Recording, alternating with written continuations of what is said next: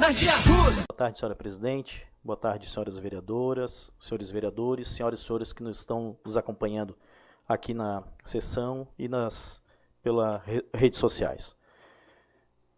Começa a minha fala sobre os problemas que ocorreram no Brasil nas 2 últimas semanas em função da greve dos caminhoneiros. E eu fiz uma reflexão nesse tempo e a gente verifica que a culpa não é dos caminhoneiros, a culpa não está na população em geral. A população sentiu sim o reflexo da greve, mas não está nos postos de gasolina pelos aumentos excessivos do combustível, está sim na carga tributária que a população paga todos os meses. E aí a gente verifica e faz um apanhado dos últimos... Nós estamos aqui como legisladores há 1 ano e 5 meses, completou no mês de maio, e eu me pergunto o que foi feito para mudar esta realidade.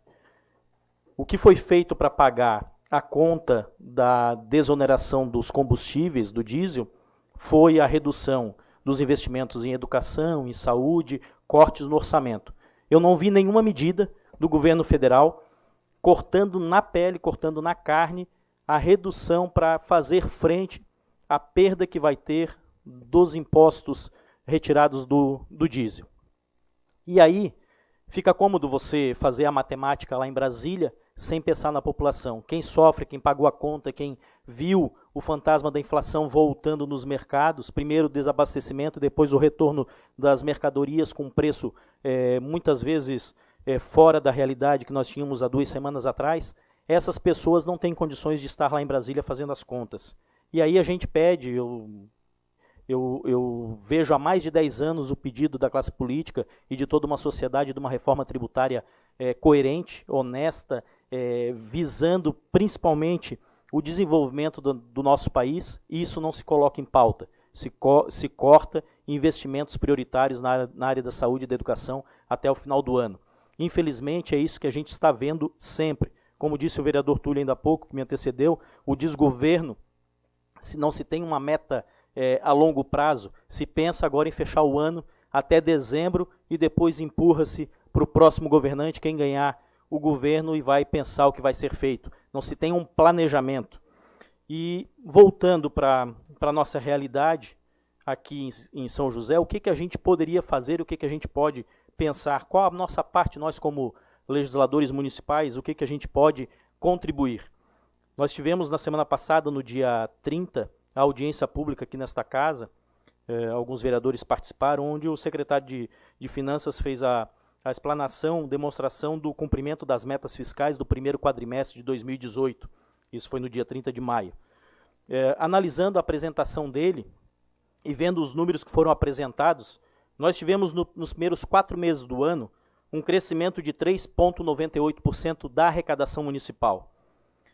A saúde, em função da UPA, que foi colocado à disposição da população, e outros investimentos que este governo municipal tem feito, que foi a bandeira da prefeita Adeliana, teve um aumento de 34,82% nos primeiros 4 meses.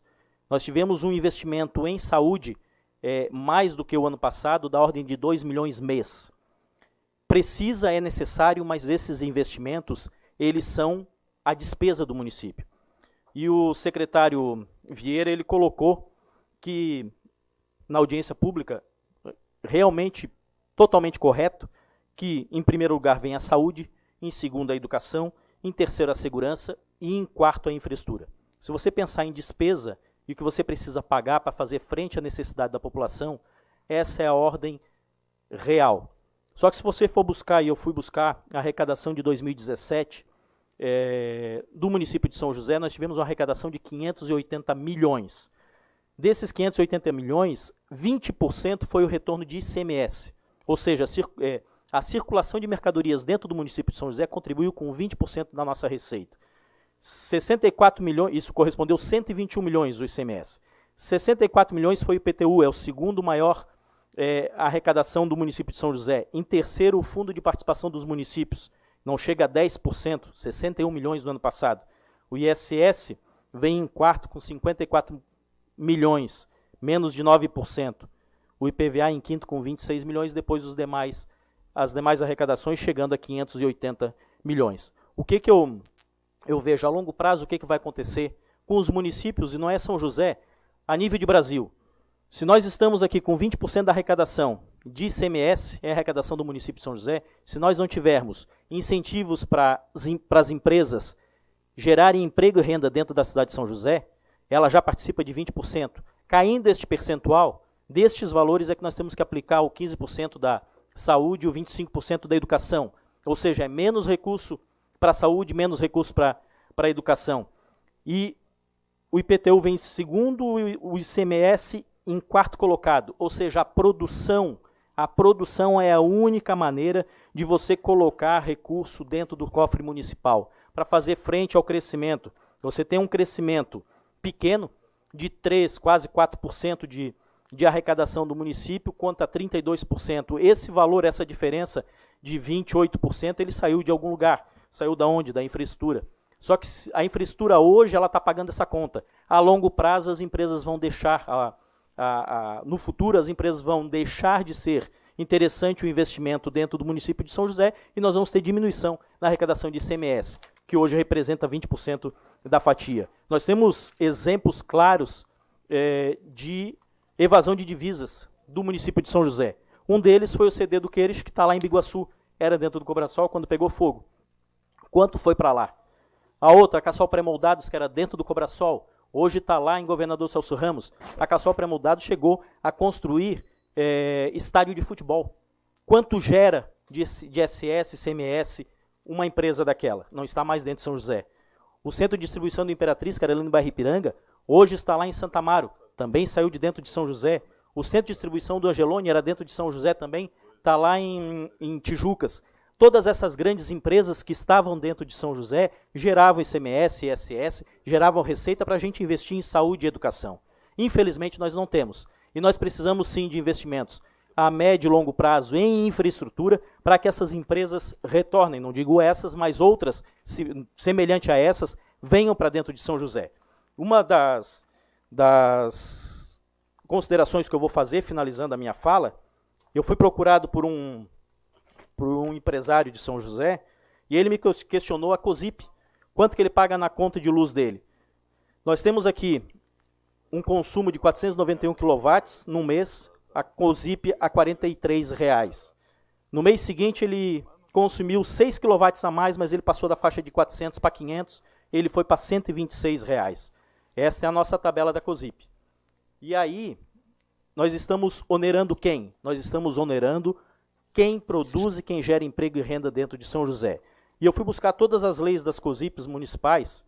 Se nós formos buscar, se nós temos aqui, em São José, nós temos um salto de 500 kW, de 200 a 500 paga 17% do consumo da energia, e de 500 a 1.000, 50%.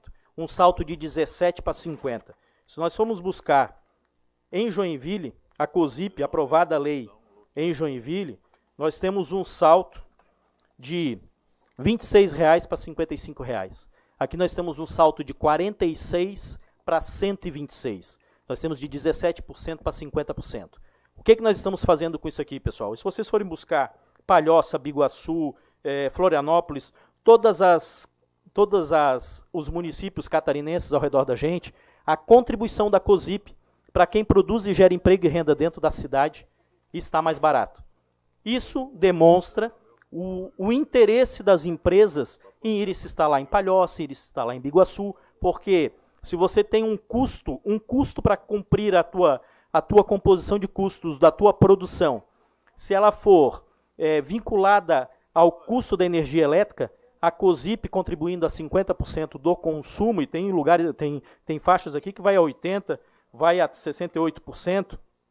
Então esse escalonamento ele está um pouco desleal. O que eu vou fazer? Eu vou levar esta informação ao executivo. Estive conversando hoje com o secretário de Projetos Especiais. A princípio ele havia me dito que isso era uma lei federal que trazia esse tabelamento e todos os municípios cobravam na mesma faixa etária, mas existe concorrência desleal, existe incentivos a empresas em outros municípios. E nós não podemos perder empresas por competitividade entre municípios. Eu vou levar essa informação ao Executivo para que a gente melhore este percentual e melhore as empresas que aqui estão instaladas. Energia pra São João.